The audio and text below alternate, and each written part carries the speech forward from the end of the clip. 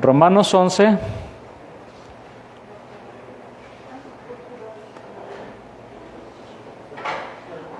Romanos 11. Vamos a estudiar algunos versículos de este libro. Este es nuestro tema 22, que le he titulado El remanente de Dios. Y vamos a leer el versículo 5, Romanos 11, 5. Dice así la Escritura: así también, aún en este tiempo, ha quedado un remanente escogido por gracia. Vamos a hacer una oración. Señor, gracias te damos porque nos permites estar aquí escuchando tu palabra. Gracias, Señor, porque hay ese deseo de aprender más de ti, de conocerte y de no quedarnos a ver la tele o hacer otras cosas, Señor, que a veces no es que esté mal siempre, Señor, pero no podemos preferir esas cosas, Señor, cuando tenemos la oportunidad de conocerte y de aprender más de ti, Señor. Gracias por tu palabra que siempre habla a nuestro corazón. Te pido por mis hermanos que están aquí, Señor, bendícelos y ayúdanos a entender tu palabra, Señor. A veces hay cosas muy difíciles de entender, pero ayúdanos, Señor, el día de hoy a entender tu palabra para conocer, Señor, quién eres tú, Señor, y conocer tu voluntad. En el nombre de Jesús, amén. Así también, aún en este tiempo, ha quedado un remanente escogido por gracia. Hermanos, al igual que otros capítulos, este capítulo 11 ha generado mucha controversia por versículos como los que voy a leer. De hecho, vamos a estudiarlos también más adelante, pero voy a leerles dos. Uno de ellos ya lo leímos, pero lo voy a leer otra vez. Y después vamos a leer el versículo 7, Romanos 11:5 y Romanos 11:7. Así también aún este tiempo ha quedado un remanente escogido por gracia. Romanos 11:7 dice: ¿qué pues? Lo que buscaba Israel no lo ha alcanzado, pero los escogidos, y aquí quiero poner el acento en estas palabras, escogido por gracia y escogidos, sí lo han alcanzado, y los demás fueron endurecidos.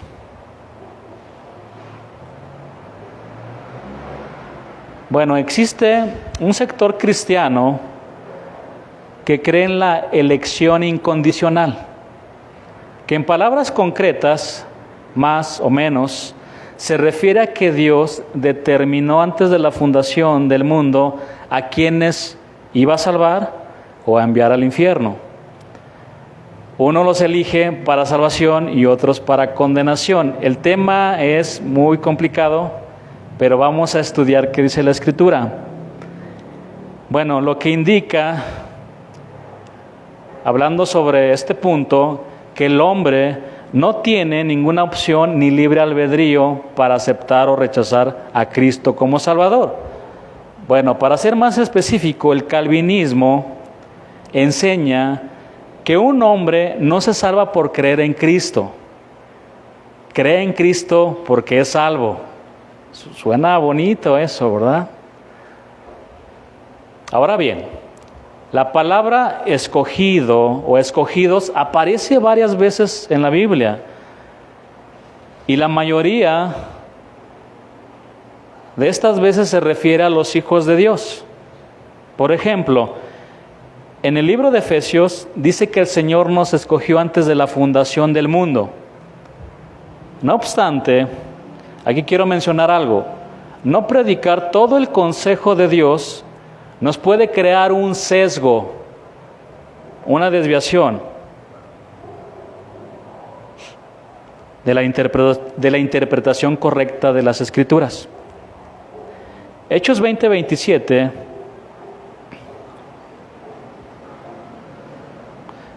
dice así: porque no he rehuido anunciaros todo el consejo de Dios. Decía el apóstol Pablo, se lo dijo a los líderes de Éfeso. yo no solamente les vengo a hablar del Dios de amor, de una parte, dijo, no, yo les voy a enseñar todo el consejo de Dios. Sí, Dios es amor, pero también les voy a enseñar que Dios es santo y es justo. ¿Sí? Entonces todo el consejo, yo no he rehuido anunciaros todo el consejo de Dios. Palabras que le estaba diciendo el apóstol Pablo a estos líderes porque ya se estaba despidiendo. Y ellos habían visto al apóstol Pablo, lo habían escuchado. Y nunca les dijeron, no, Pablo, tú nada más nos enseñaste una parte, no. Se quedaron con esas palabras, lo que indica que también el apóstol Pablo los estaba guiando a ¿qué? A hacer lo mismo. Estaba diciendo, ustedes también tienen que predicar todo el consejo de Dios, no solo una parte. Porque el problema está en eso, hermanos, en los extremos o en el sobreénfasis que se les da a las doctrinas que encontramos en la palabra. El Salmo 119, 160 también nos va a ayudar con todo esto que estamos aprendiendo. Y dice, la suma de tus palabras es la verdad. La suma de tus palabras. Y la suma de las palabras de Dios las encontramos desde Génesis hasta el libro de Apocalipsis.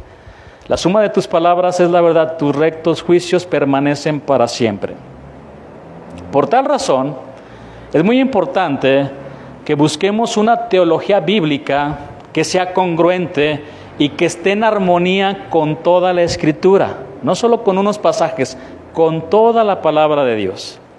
Debemos estudiar todo el consejo de la palabra para tener una mejor comprensión de cada doctrina, sin ignorar todos los pasajes relacionados a la doctrina que estemos enseñando, y de esta manera, hermanos, reducir las contradicciones y las confusiones que pueden ocasionar, minimizarlo lo más que se pueda. Amén. Ahora, si queremos imitar el ejemplo de Pablo de predicar todo el consejo de Dios, entonces pongamos atención a cada letra y a cada tilde de las Escrituras, las cuales, dice la misma palabra, que han sido sopladas, inspiradas por Dios.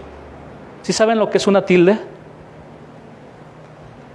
Ahí tenemos la P. La tilde la convierte en la R. Entonces, tenemos que poner atención hasta en esos mínimos detalles, porque todo ha sido inspirado, soplado por Dios. No pasemos por alto ni una tilde, ni una letra en los 66 libros de las Escrituras, porque todo es palabra de Dios. Todo, hermanos, todo es palabra de Dios. Nuestra teología debería de darnos la libertad de predicar la epístola de Pablo a los romanos, que los que Dios de antemano conoció también los predestinó a ser hechos conforme a la imagen de su Hijo, a los que antes a esos también justificó, y a los que justificó esos también glorificó, que también ya estudiamos este pasaje. Bueno, pero además nuestra teología debería permitirnos predicar con igual convicción que de tal manera amó Dios al mundo, que dio a su Hijo unigénito, para que todo aquel que en Él cree no se pierda, mas tenga vida eterna. Y hermanos, Dios no quiere que nadie se pierda. Ese es el deseo de Dios, un deseo del Señor. Ahora bien, la palabra de Dios revela dos tipos diferentes de elección. Número uno, la elección del pueblo de Israel, que proviene ¿de dónde? De Abraham.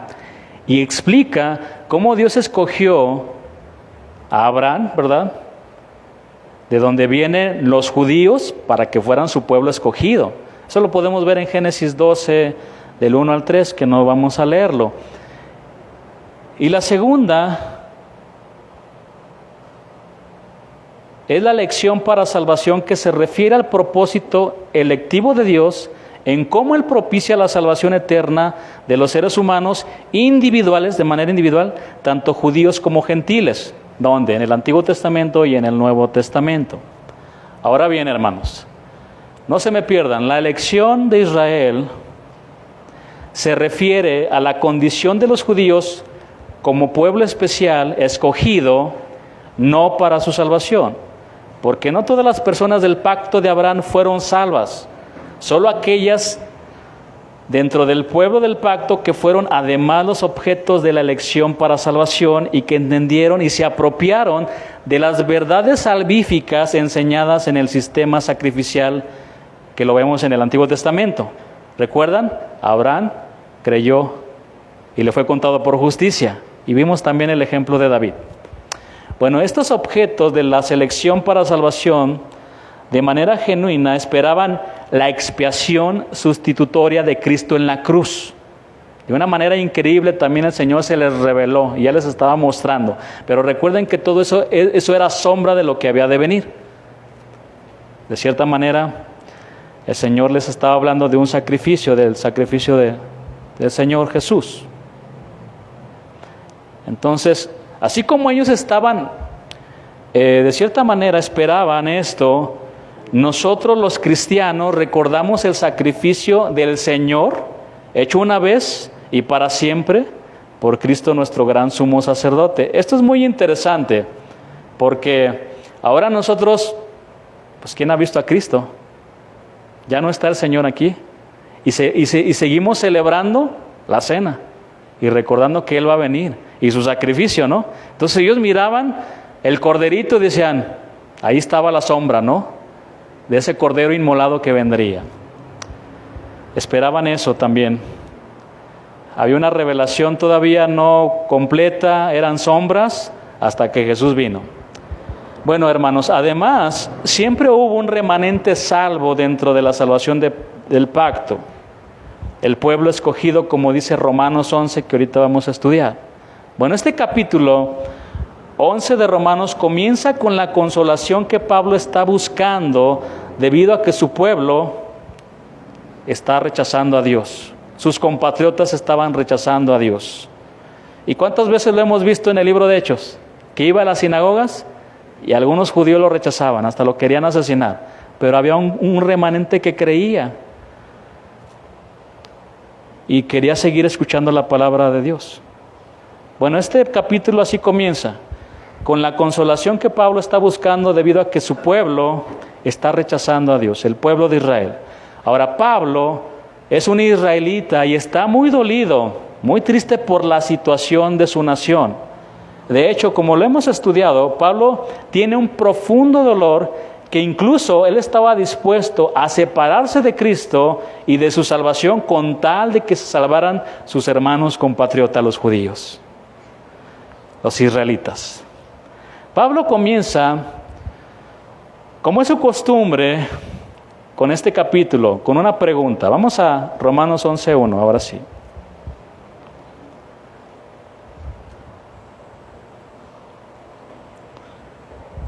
Digo pues, ¿ha desechado Dios a su pueblo? Está hablando acerca del pueblo de Israel.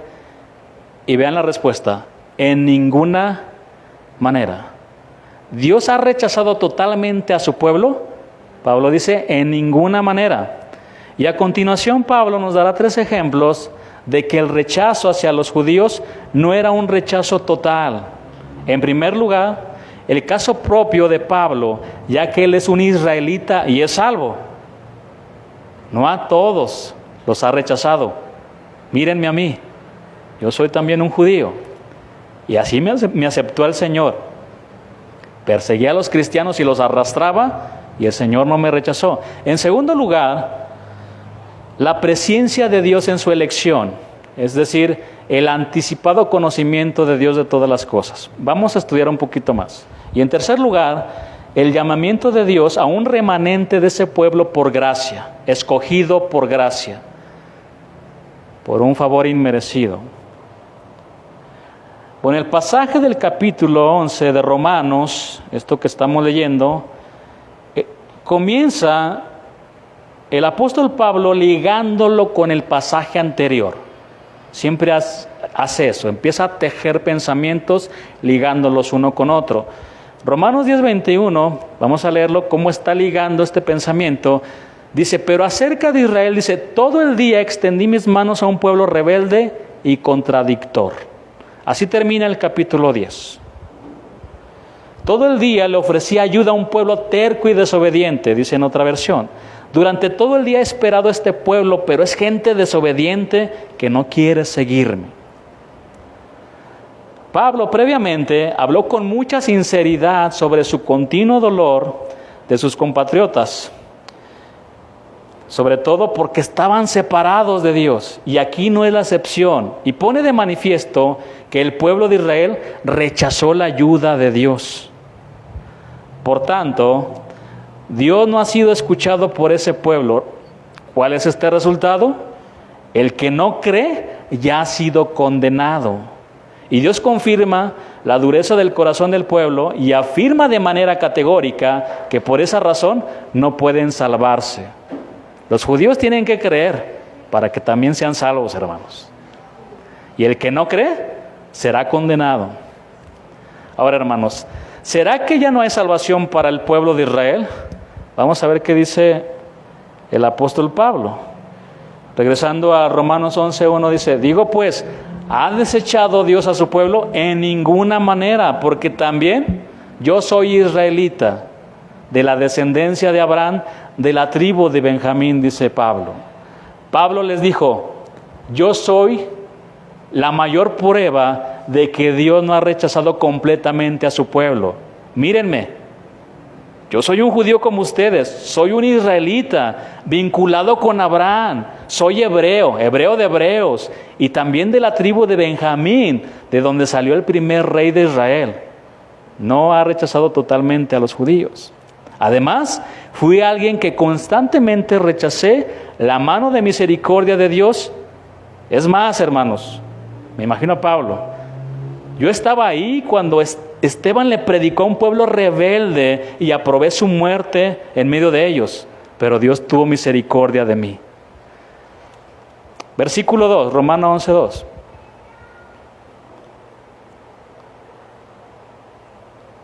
¿No ha desechado Dios a su pueblo, al cual desde antes conoció, en la presencia de Dios, en su conocimiento, anticipado de todas las cosas? Aunque también significa eso, normalmente vamos a estudiar también este versículo, sobre todo esta palabra conoció. Dice, ¿o no sabéis qué dice de Elías la Escritura? ¿Cómo invoca a Dios contra Israel diciendo? Ahora, hermanos, ¿por qué Dios no ha rechazado totalmente al pueblo de Israel? Porque lo conoció de antemano, la presciencia. Es decir, anticipadamente, Dios escogió a Abraham para hacer de él una nación. Ahora, ¿por qué escogió a Abraham? Simplemente porque Dios es soberano. ¿Sí? ¿Quién puede entender la mente de Dios? ¿Quién se puede meter en la mente de Dios y decirle, ¿por qué estás haciendo lo que haces? ¿Quién puede decir, Señor, haz esto o no hagas esto? Hermanos, Él hace lo que Él quiere, como quiere y cuando quiere. Porque Dios es soberano y nadie, absolutamente nadie, está por encima de Él y nadie puede gobernar arriba de Él. Por eso es Dios y es un Dios soberano. Amén. Dios llamó a Abraham de un pueblo pagano, ¿sabían? E idólatra, de los caldeos, para formar la nación de Israel. Ahora, ¿por qué escogió Dios a Abraham? Porque Dios es soberano. ¿Por qué, por ejemplo, Dios llamó a los magos de Oriente para que fueran a adorar al niño Jesús y no llamó a personas del mismo Jerusalén para adorarlo? Qué increíble todo esto, ¿no? Porque de estos magos o de estos sabios no se conocen los nombres, eran astrónomos. No confundan la astronomía con la astrología, es muy diferente. La astronomía es una ciencia que estudia los astros, los movimientos de los planetas, muchas cosas, y la astrología sabemos que es diferente, ¿no? El padre de la astrología es Walter Mercado. Entonces ya con eso les digo todo.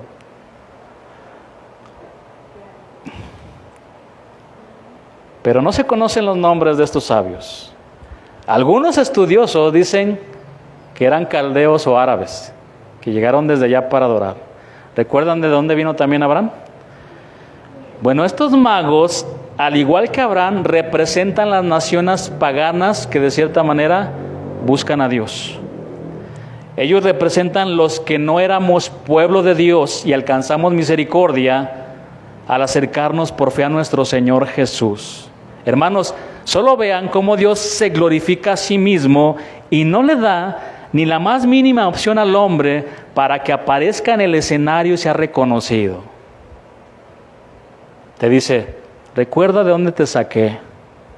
Tú no hiciste nada, yo te saqué desde ahí. Eras un idólatra, eras un pecador y yo fui ahí y te saqué. Entonces, ¿dónde queda nuestra jactancia? En ningún lado. Ahora, ¿acaso la nación de Israel tenía algo especial sobre todo el resto de los pueblos gentiles de la tierra? La respuesta es no. Lo escogió porque Dios es soberano y porque les extendió su brazo de misericordia y de gracia. Hermanos, Dios hace lo que quiere hacer porque su entendimiento y su voluntad superan en todo nuestro conocimiento y Él opera controlado por todas sus perfecciones, por todos sus atributos, en igualdad. Su amor es infinito, sí, pero también su soberanía es infinita. Por tanto, Dios conoció de antemano a ese pueblo. Solo resta reflexionar que entre casi 8,000 millones de personas en el mundo, Dios te vio a ti y me vio a mí. Porque eras el más guapo, les decía. Ay, tú me vas a servir, vas a ser un gran siervo. Por eso voy por ti, por eso te voy a escoger. Por misericordia, porque eras el más insignificante. ¿Por qué el Señor no eligió a mi vecino que tiene 3 doctorados y que tiene mucho dinero? Y se fijó en mí. Porque Dios es soberano. Amén.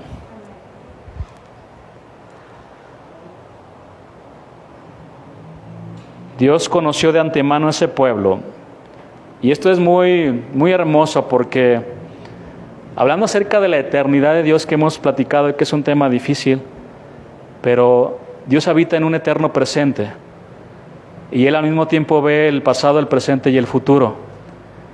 Entonces, desde la perspectiva de Dios, Él vio me voy a poner como ejemplo, ¿no? Vio al Francisco borracho al mismo tiempo, pero al mismo tiempo vio al siervo y ve ahora a Francisco glorificado con Él en su gloria, ¿no? Nosotros se nos complica entenderlo, ¿no? Porque estamos sujetos, atrapados en estas dimensiones. Dios no. Dios nos conoció de antemano y nos llamó desde ahí. Ahora, esta palabra conocer es muy interesante porque en la mayoría de las veces significa tener una relación de intimidad. Es decir, todos aquellos que son salvos tienen una relación con Dios. Eso es inseparable, hermanos. Hay una relación donde tú conoces a Dios y Dios te conoce a ti. Hay una relación. ¿Recuerdan cuando el salmista escribía, tú eres mi Dios? Ya empezaba a hablar en primera persona por una relación íntima, una relación cercana. Ya no hablaba en tercera persona, hablaba en primera persona. Jesucristo dijo que la vida eterna es que conozcan al Dios verdadero y a Jesucristo a quien tú has enviado. Eso lo dijo el Señor. También las Escrituras dicen, vaya conmigo ahora sí a Mateo 7:23.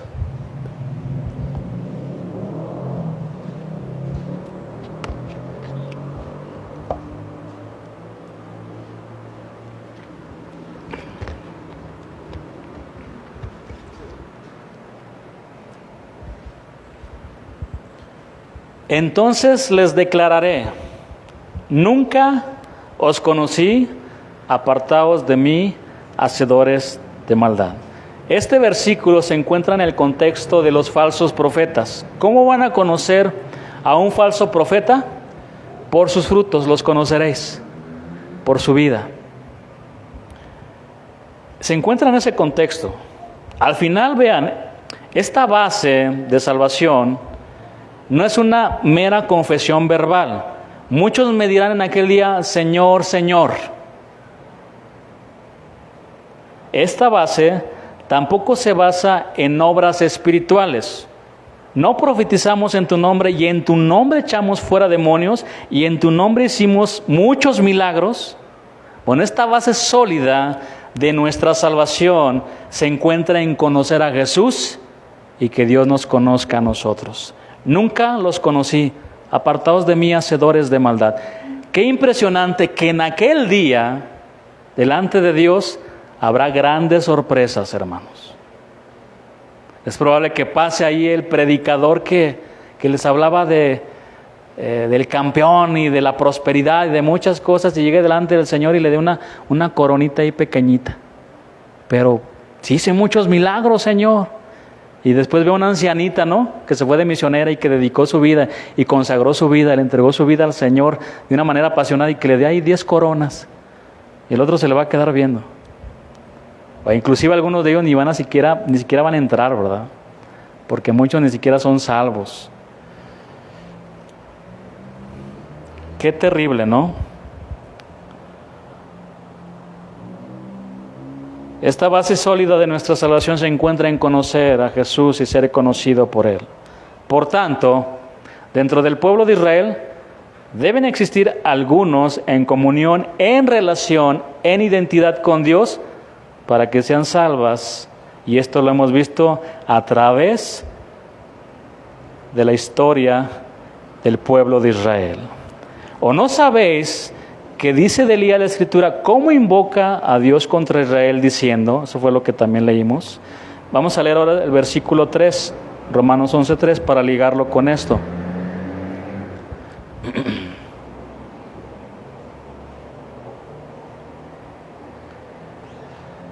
Señor, a tus profetas han dado muerte y tus altares han derribado, y solo yo he quedado y procuran matarme. ¿Alguno de ustedes conoce la historia de Elías? Bueno, Elías pensó que Dios había abandonado a Israel y que nadie creía excepto él. Los israelitas han rechazado tu pacto, han derribado tus altares y a tus profetas, los han matado a filo de espada y yo soy el único que he quedado vivo. Es decir, no hay ninguna solución para este pueblo. Este pueblo se ha alejado de ti, se ha convertido en un pueblo idólatra. Y el único que tienes aquí en la tierra, que vive para tu gloria y que te busca porque te ama, soy yo, dijo Elías. Lo sorprendió el Señor, ¿verdad? Vamos a ver más adelante. Señor, cuando yo muera, no te va a quedar nadie. Claro, ese es el pensamiento del hombre. Pero la inteligencia o el conocimiento de Dios es más vasto y nos supera y nos rebasa, y por eso le da la siguiente respuesta. Elías, ¿estás preocupado con la situación? ¿Piensas que porque hay muchos que siguen a los Baales, ya no hay más pueblo mío? ¿Crees que su rebeldía va a anular mis promesas y hacerme incumplir lo que yo ya he determinado? ¿Qué respuesta, no? Por cierto, Elías estaba viviendo una profunda depresión ahí ya. Después de esa gran victoria, ya me lo imagino, ahora hasta se burlaba. ¿Dónde está tu Dios? Échenle más agua a mi fuego, échenle. Bien entró en el Elías, ¿no? Con todo el fuego de Dios ahí. Y los otros se cortaban, invocaban a su Dios y nada. Y él nada más dijo y ¡fum! Cayó fuego, hermanos. Y después se enojó Jezabel, la maquiavélica. Prometo que si a esta hora no estás muerto, lo declaró. Le llegó a oídos Elías y se fue a esconder. ¿Y quién no le va a tener miedo a una mujer enfurecida, no? Imagínense una mujer. Hoy no va a haber para comer, ¿eh? O me traes el chivo o no matamos el chivo. Entonces, ¿qué vamos a comer? Estaba enfurecida. Vean el contexto, estoy parafraseando la historia, ¿no? Y cómo él entró en esa depresión y dijo, soy el único, Señor, soy el único cristiano en el mundo ya. Si me matan aquí, se acabó ya, ¿verdad? Ya no habrá ningún cristiano. Vamos a ver la respuesta del Señor. ¿Cuál fue la divina respuesta? Romanos 11:4. Parece que no me conoces, Elías. Me he reservado 7,000 hombres que no han doblado la rodilla delante de Baal. Dios contradijo la percepción de Elías, tal como lo escribe Pablo en este versículo. Tengo 7,000 hombres que no se han postrado ante las ofertas del mundo. Tengo todavía un remanente fiel y que me ama, Elías. ¿Habrá todavía un remanente fiel y que le ama al Señor? ¿Recuerdan lo que hablamos el domingo de los nazareos, varones? Consagrados, dedicados a Dios. ¿Habrá todavía un remanente de nazareos que le dicen no al vino, que le dicen no a la droga, que le dicen no a las malas palabras, que le dicen no al maltrato a la esposa, que le dicen no a tantas cosas? Ya nos empezamos a ser chiquitos, ¿verdad? Ya mejor me escondo aquí, que nadie me vea. Dios se ha reservado todavía un remanente fiel, un remanente santo, que está dispuesto a dar la vida por su rey y por su familia. ¿Recuerdan cuando peleaba el pueblo? Con la pala en una mano y con la espada en la otra, trabajando con una y con la otra defendiendo, cuidando a su familia. Les mandé una enseñanza acerca de no descuides a tu familia. Hermanos, está abundante de principios bíblicos. Me saturó totalmente a mí. Escúchenla si no la han oído. No, hombre. Tantos principios bíblicos para no descuidar la familia, a los hijos. Escúchenla, de verdad está llena de principios bíblicos. Tengo 7,000 hombres que no se han postrado ante las ofertas del mundo, hombres que me aman, fieles. Tengo un remanente, Elías, que todavía cree en mí, porque yo lo he sostenido, porque yo lo he mantenido y porque son míos y creen en mí a pesar de la incredulidad mayoritaria de ese pueblo, al pueblo que extendí mis manos, a un pueblo rebelde y contradictor. Versículo 5.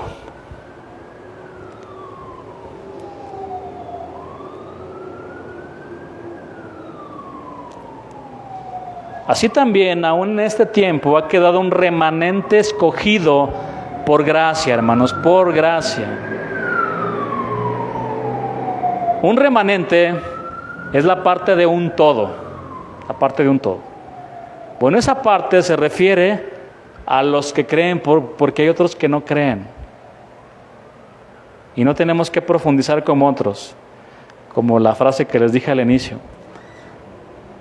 Pero ese remanente no fue escogido, repito, porque eran los mejores, ni porque fueran especiales. Fue escogido porque Dios tuvo a bien poner en ellos su mirada llena de gracia. Llena de gracia. Gracia sobre gracia. De tal manera que nosotros podemos decir, hermanos, también que nosotros somos un remanente escogido por gracia, por el favor de Dios, por su misericordia. Solo por eso, hermanos, solo por eso. Ahora Pablo dice en el versículo 6,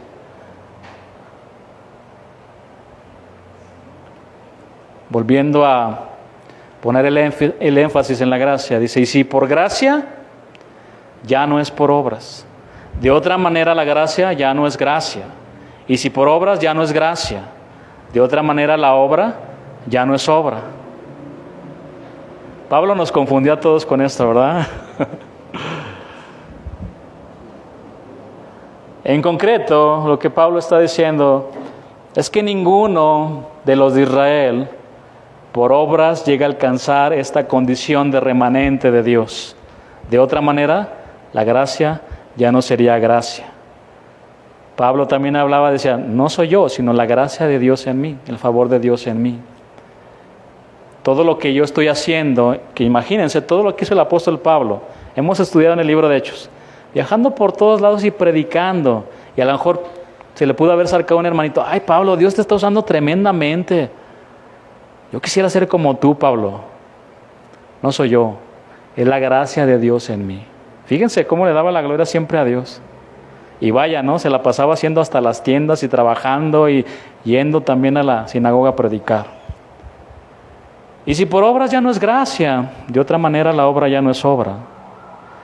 Es decir, no piensen que los que se salvan de Israel, porque tienen interés y porque ellos actúan o obran, ¿no? Ellos se salvan por pura gracia, no por obras, para que nadie se gloríe, también dice Efesios. Romanos 11:7. ¿Qué pues?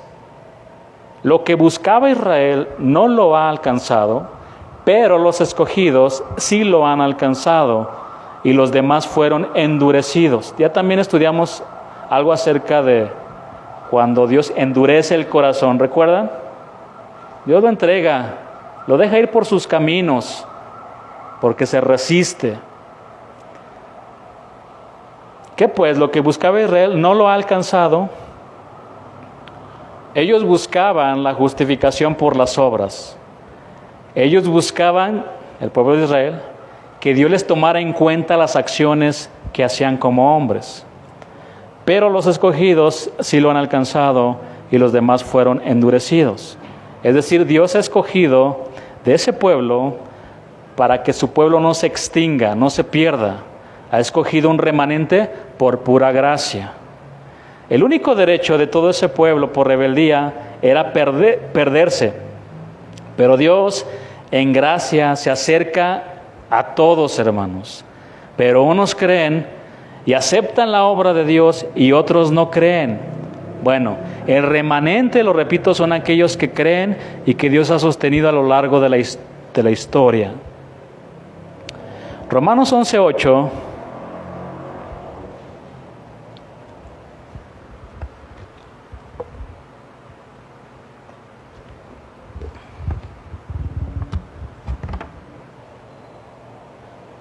Dice así, como está escrito,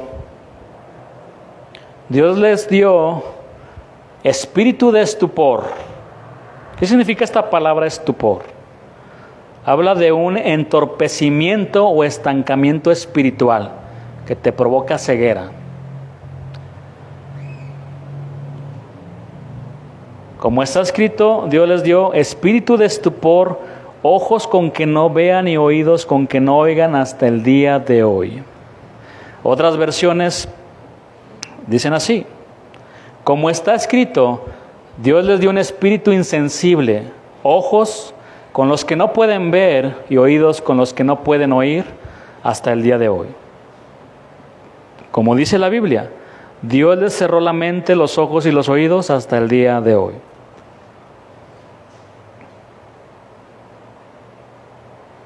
Esto me recuerda al ejemplo que también les mencioné en otra enseñanza acerca de Balaam, ¿verdad? De cierta manera, el espíritu de estupor quedó completamente ciego. No vayas a maldecir a mi pueblo, Balaam. Pero él seguía intentando maldecir el pueblo de Dios. Continuaba en su necedad.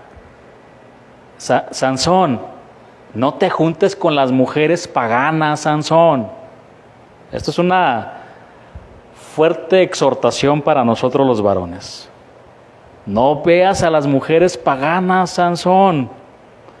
No vayas tras las filisteas, Sansón. Y él seguía con su necedad. ¿Cómo terminó? Por andar viendo a las filisteas. Quedó ciego, hermanos. Esclavizado. Y murió ahí con todos los enemigos, aplastado ahí entre los. Espíritu de estupor. Recordemos que entonces Dios alcanzó a Pablo por gracia, un israelita que fue tomado por la gracia de Dios de entre de los que no creyeron de su linaje. Esto es impresionante, ¿no? De su linaje, de ahí los tomó. Y de aquellos que negaban a Cristo. De los religiosos de la nación, Pablo fue parte de ese remanente alcanzado por gracia y salvo mediante la fe. Romanos 11:9 y 11:10.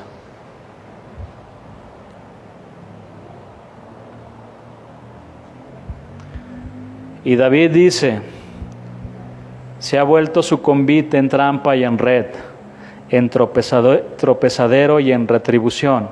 Se han oscurecido sus ojos para que no vean, y agóbiales la espalda para siempre. Vamos a leer otra versión para entender un poquito mejor estos versículos. Y David dice, que sus banquetes se les conviertan en red y en trampa, en tropezadero y en castigo. Que se les nublen los ojos para que no vean y se encorven sus espaldas para siempre. Pablo aquí está citando el Salmo 69 de David, que transmite que esa ceguera es una retribución. Una retribución es un castigo que se ajusta exactamente al crimen. El endurecimiento es entonces un castigo adecuado para un espíritu orgulloso. El orgullo, hermanos, y el egocentrismo conducen ¿a qué? A endurecer el corazón, a endurecerlo. ¿Has visto algún orgulloso? Como hasta se ve, ¿no? Yo creo que si pudiéramos tener vista de rayos X, veríamos un corazón de piedra, ¿no? Ahí, orgulloso, que no se quiere quebrar por nada. Y muy ególatra, ¿no? También. El orgullo y el egocentrismo conducen a eso, hermanos. Rechazar a Dios hace que tú mismo te autorrechaces delante de Él. Te autorrechaces. En esas condiciones. Y bueno, vamos a terminar ahí. Y bueno, cerrando con esto, es decir, todo esto habla de un juicio que es merecedor para aquellos que desprecian la obra y la voluntad de Dios. La voluntad de Dios. Amén. Bueno, vamos a orar. Pónganse sobre sus pies.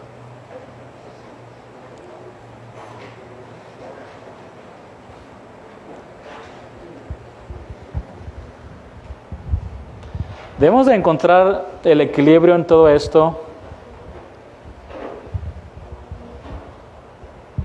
Esta doctrina de la elección incondicional es una doctrina que tienen los calvinistas. ¿Han escuchado lo que es el tulit? Bueno, es una palabra que ellos tienen donde hablan de, creo que 5 doctrinas. La gracia irresistible, la depravación creo que total, no recuerdo las otras, pero hay que tener cuidado. Yo creo que también hay hermanos en la fe, no podemos decir que todos están mal, ¿no?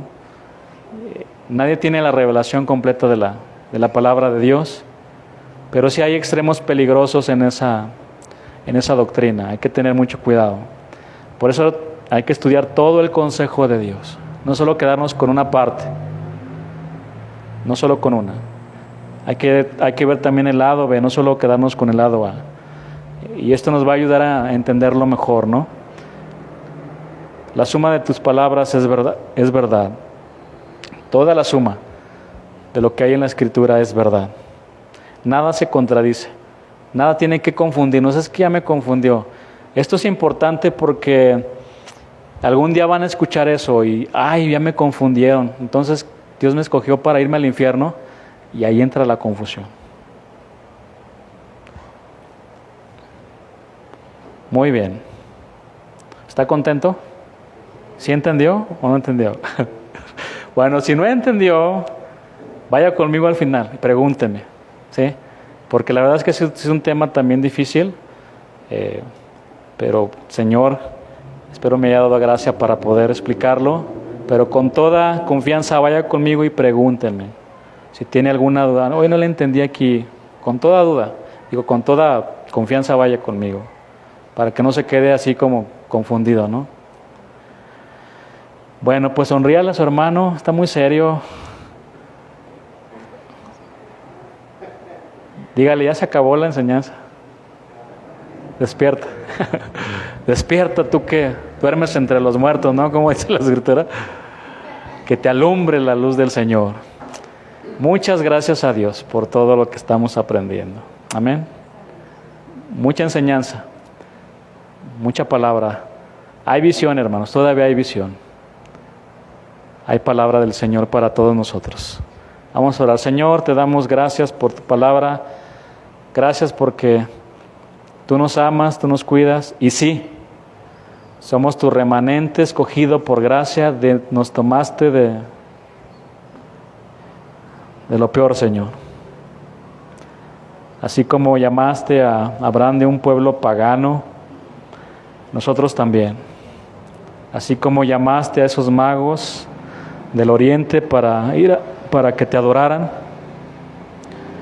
así también nos llamaste a nosotros, de un pueblo idólatra, de un pueblo que no te conocía. Y ahora estamos aquí por gracia y por misericordia. Ahora, Señor, queremos formar parte de ese remanente que no se postra, que no se dobla ante los dioses de este mundo, sino que permanece fiel hasta el final, porque queremos escuchar tus palabras cuando estemos contigo. Bien, buen siervo fiel, entra al gozo de tu Señor. Eso es lo que queremos escuchar un día, Señor. Cuando estemos contigo, Dios. Gracias te damos por tu palabra, gracias te damos por todo, Señor. Gracias por las familias que están aquí, por los jóvenes, por los varones, por las mujeres, por los niños, por todo, Señor. Gracias. Te pido que les bendigas y que les guardes, Señor. Te pido que hagas resplandecer tu rostro sobre ellos, Señor. Que no sea parte de ellos, Señor, tu misericordia, Señor, tu amor, tu cuidado, tu presencia, Dios. Te damos gracias en el nombre de Jesús. Amén.